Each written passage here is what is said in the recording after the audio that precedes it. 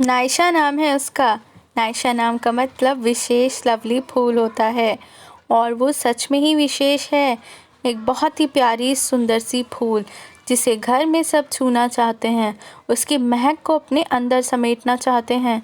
पर मैं उसे प्यार से बंटी की लड़की कहती हूँ। बंटी मेरा सबसे छोटा देवर है जो उम्र में मुझसे 8 साल छोटा है। जब मैं शादी करके इस घर में आई थी तब बंटी 7वीं कक्षा में पढ़ता था। मैंने उसे बचपन से देखा है, इसलिए मेरे लिए वो मेरे बच्चे जैसा ही है। हम सब घर में उसे बहुत प्यार करते हैं। मेरे पति को मिलाकर सास ससुर के 3 बेटे हैं। सबसे बड़े प्रदीप, फिर मनीष और फिर बंटी। कुल मिलाकर एक संयुक्त परिवार, वो भी दिल्ली जैसे शहर में। सब एक ही घर में रहते हैं पर मंजिल अलग अलग है। सभी खुश थे, पर अगर कोई ना खुश था तो वो थी छोटी बहू।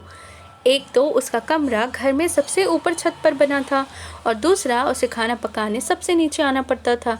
बस यहीं से शुरू हुई इस बिखरते परिवार की कहानी। शादी के कुछ दिनों बाद ही बंटी की पत्नी यानी निशा का अपने पति से अक्सर झगड़ा हो जाता। झगड़े की वजह यही होती कि छत पर बने कमरे में मौसम सबसे पहले अपना कहर दिखाता था। गर्मी में कमरा खूब तपता और सर्दी में वहाँ बहुत ठंड होती। जब मानसून आता तो सारी छत पानी से भर जाती। ऊपर से एक कमरे में सामान भी इतना भर गया था कि नायशा के खेलने की जगह भी नहीं बची थी।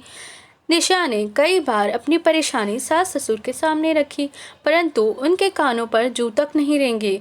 परिवार में दूरियां बढ़ती गई और फिर एक दिन तंग आकर निशा ने ये घर छोड़ने का फैसला ले ही लिया। बंटी ने अपने ऑफिस से होम लोन लेकर फरीदाबाद में अपना अलग घर ले लिया और वो वहीं चला गया। उसके जाने से घर में सब बहुत उदास हुए। सासू माँ का तो रो रो कर बुरा हाल था। मैं भी उदास थी, पर मेरी उदासी का कारण दूसरा ही था। दरअसल मेरे साथ रोज़ खेलने वाली, बातें बनाने वाली मेरी सबसे अच्छी दोस्त नायशा जो जा रही थी, मुझे उस फूल की एक आदत सी पड़ गई थी जिसके महक के बिना मुझे भोजन भी बेस्वाद लगता था। हम सब ने परिवार को फिर से जोड़ने की बहुत कोशिश की, मगर हम नाकामयाब रहे।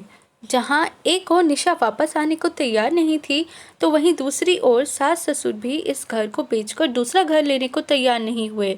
समय बीतता गया और हम सब ने इसी तरह एक दूसरे के बिना जीने की आदत डाली।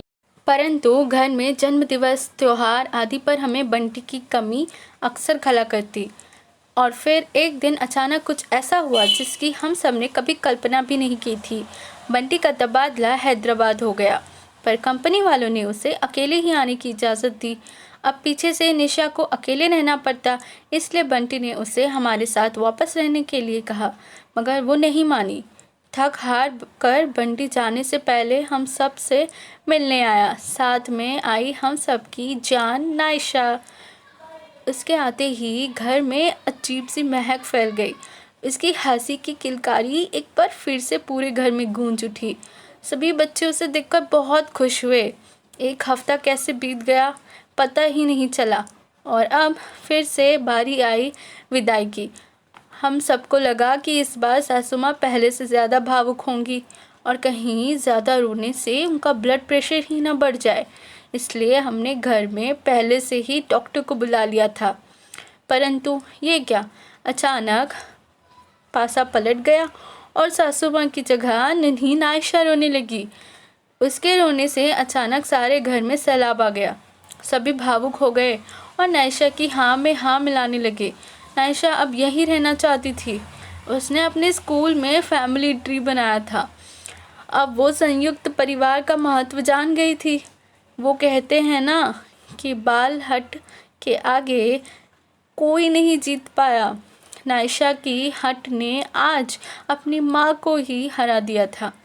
सबकी आंखों में तैरात आंसुओं के बीच मैंने भी एक हल्का सा जुमला छोड़ ही दिया, अरे ये बंटी की लड़की है, ये परिवार को तोड़ने नहीं बल्कि यहाँ जोड़ने आई हैं। सभी एक साथ खिलखिलाकर हंस पड़े।